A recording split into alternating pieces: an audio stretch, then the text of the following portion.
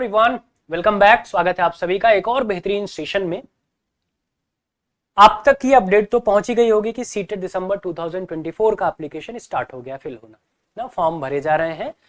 आप देख सकते हैं फॉर्म भरने की शुरुआत हो रही है 17/9/2024 से और इसकी लास्ट डेट है 16/10/2024, यानी 17 सितंबर से 16 अक्टूबर तक ये फॉर्म भरा जाएगा। रात 12 बजे तक, 16 अक्टूबर के पहले 12 बजे के पहले पहले आपको फॉर्म भर देना है। लास्ट डेट जो फी सबमिशन की है वो 16 अक्टूबर रखी गई है और एग्जामिनेशन डेट आपकी 1 दिसंबर 2024 है। तो ये एक बड़ी अपडेट है जो आप तक पहुंची है कि आपका सीटेट दिसंबर 2024 एप्लीकेशन स्टार्ट, एग्जामिनेशन डेट आ गई। अब आपको लग जाना अपनी प्रिपरेशन के लिए। एज एक्सपेक्टेड हम लोग दिसंबर बोल भी रहे थे, दिसंबर में फॉर्म आपके एग्जाम की डेट भी आ गई। अब सवाल यह है कि क्या एलिजिबिलिटी में कुछ चेंजेस देखने को मिले हैं? क्या एलिजिबिलिटी में कुछ परिवर्तन देखने को मिला है? क्या सीटेट का फॉर्म भरने के लिए कुछ नई व्यवस्था कर दी गई है? क्या सब लोग फॉर्म नहीं भर पाएंगे या कुछ लोग भर पाएंगे, कुछ लोग नहीं भर पाएंगे? क्या ऐसी व्यवस्था है सीटेट के फॉर्म को लेकर इस बार जो नया हमको देखने को मिल रहा है? आइए एक एक करके समझते हैं क्या एलिजिबिलिटी और क्या कुछ चेंजेस हमको देखने को मिले हैं सीटेट में।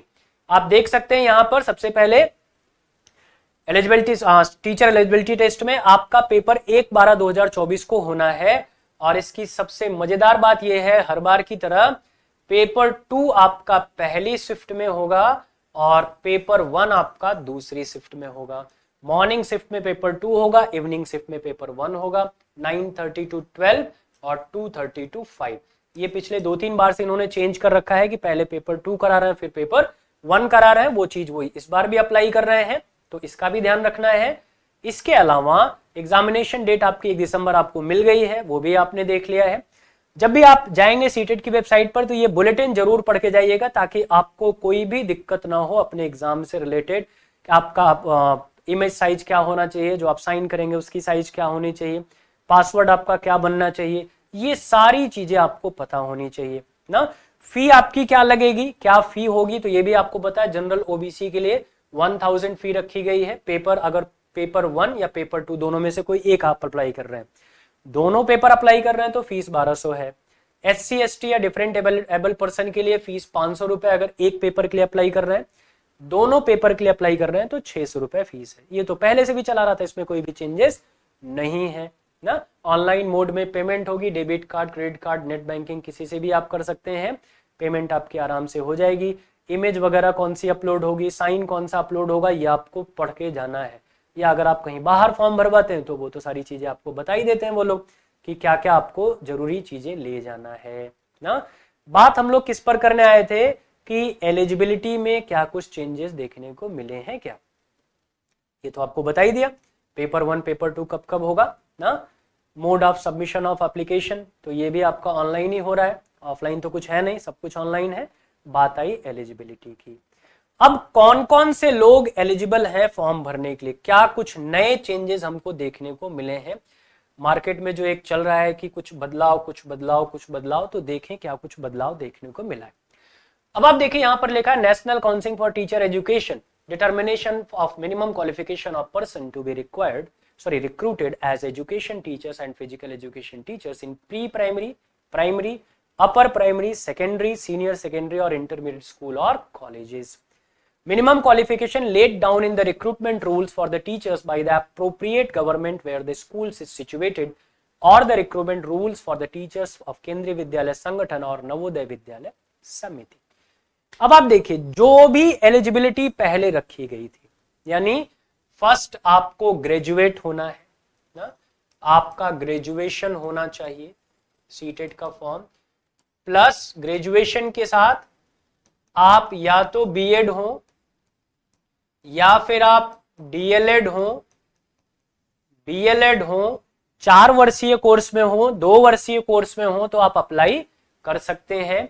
जो लोग डीएलएड किए हुए हैं ग्रेजुएशन के बाद वो पेपर 1 और पेपर 2 दोनों के लिए एलिजिबल है, लेकिन जो लोग बीएड किए हुए हैं उनकी एलिजिबिलिटी पेपर 2 के लिए है। सुप्रीम कोर्ट का डिसीजन जो आया था आपको याद होगा, बीएड को प्राइमरी के लिए एप्लीकेबल या उपयुक्त नहीं माना गया है ना, उनको बाहर किया गया है।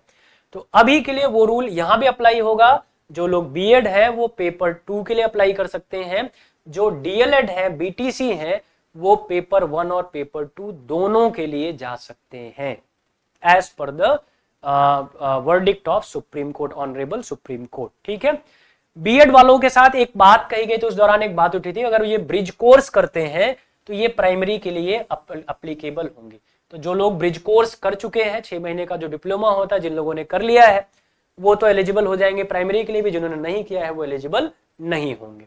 ठीक है, यहां पे देखिए साफ साफ लिखा है कि आपकी जो एलिजिबिलिटी है वो आप अपने हिसाब से चेक कर लेना भैया। सीटेट कह रहा है कि हम रिस्पॉन्सिबल नहीं है, अगर बाद में चल के कोई दिक्कत आती है, बाद में चल के पता चलता है कि आपने अप्रोप्रिएट क्राइटेरिया फॉलो नहीं किया है लेकिन आपने फॉर्म भर दिया है, तो आप लास्ट स्टेज पर भी बाहर कर दिए जाएंगे। यानी अपनी जिम्मेदारी पर फॉर्म भरिए, अपने आप को पहले चेक कर लीजिए क्या सारी एलिजिबिलिटी, सारे क्राइटेरिया आप फॉलो कर रहे हैं या नहीं कर रहे हैं। अगर आप नहीं कर रहे हैं तो उसको पहले फुलफिल होने का इंतजार करिए, अगर आप कर रहे हैं तभी फॉर्म भरिए, क्योंकि सीटेट कह रहा है कि ये प्रोविजनरी है आपका। ये अगर लास्ट टाइम पे भी कोई गलती पाई जाती है तो आप बाहर कर दिए जाएंगे और इसके लिए हम रिस्पॉन्सिबल नहीं है, नहीं है, नहीं है। ये एक बात ध्यान रखना, खूब चेक करके तब जाना है। ठीक है, एक सवाल और मन में आता है, कई सारे स्टूडेंट पूछ रहे हैं कि सर हमारा बीएड में अभी एडमिशन हुआ इसी साल, या हमारा डीएलएड बीटीसी में इसी साल एडमिशन हुआ है, तो क्या हम एलिजिबल है सीटेट के लिए? तो भैया बता दें, आप बिल्कुल एलिजिबल है।